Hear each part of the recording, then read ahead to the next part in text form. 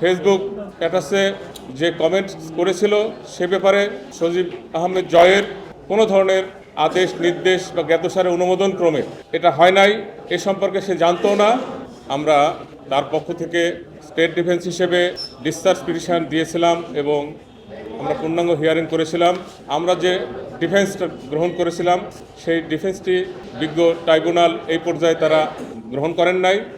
এটা সাক্ষীর পর্যায়ে এটা বিবেচনা হতে পারে।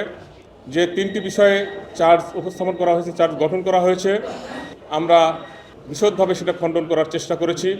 বলেছি যে 14/7/2024 এবং 15/7/2024 জুনায়েদ আহমেদ পলক তার ফেসবুক স্ট্যাটাসে যে কমেন্ট করেছিল সে ব্যাপারে সজীব আহমেদ জয়ের কোনো ধরনের আদেশ নির্দেশ বা জ্ঞাতসারে অনুমোদন ক্রমে এটা হয় নাই, এ সম্পর্কে সে জানতো না এবং এই ধরনের কোনো লিঙ্ক বা লাইক কমেন্ট কোনো কিছুই ছিল না। তারপরেও আমাদের বক্তব্যকে গ্রহণ না করে বিজ্ঞ ট্রাইব্যুনাল চার্জ গঠন করেছেন। ভবিষ্যৎ হোক নিরাপদ, বিনিয়োগ হোক বিশ্বস্ত, আর আমার পছন্দ সল্ট বে। ওয়েলকাম টু সল্ট বে। আরেকটি বিষয় ছিল যে সজীব আহমেদ জয়ের আদেশ নির্দেশ জ্ঞাতসারে অনুমোদন ক্রমে বাংলাদেশের 5টি বিশ্ববিদ্যালয়ে ইন্টারনেট পরিষেবা বন্ধ করা হয়েছিল এবং সেখানে অনেকে আহত হয়েছিল, ছাত্র জনতা অনেকে আহত হয়েছিল।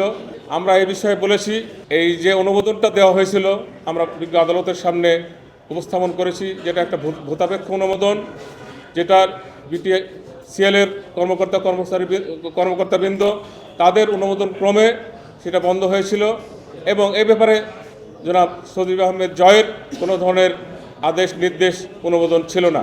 আরেকটি বিষয় আমি বলেছি যে সজীব আহমেদ জয় প্রধানমন্ত্রীর তথ্য যোগাযোগ প্রযুক্তি বিষয়ক উপদেষ্টা ছিলেন। উনি মন্ত্রণালয়ের কোনো উপদেষ্টা ছিলেন না, তিনি ছিলেন অবৈতনিক এবং খণ্ডকালীন, এবং ঘটনার সময় তিনি দেশেও ছিলেন না এবং ওনার কোনো ধরনের ডকুমেন্টারি কোনো তথ্য প্রমাণ প্রসিকিউশন থেকে উপস্থাপন করা হয় নাই। তারপরেও বিজ্ঞ আদালত চার্জ গঠন করেছেন। আমরা তাহলে প্রমাণ করার চেষ্টা করব তার বিরুদ্ধে যে চার্জটা আনয়ন করা হয়েছে এটা গ্রহণযোগ্য না, বিশ্বাসযোগ্য না।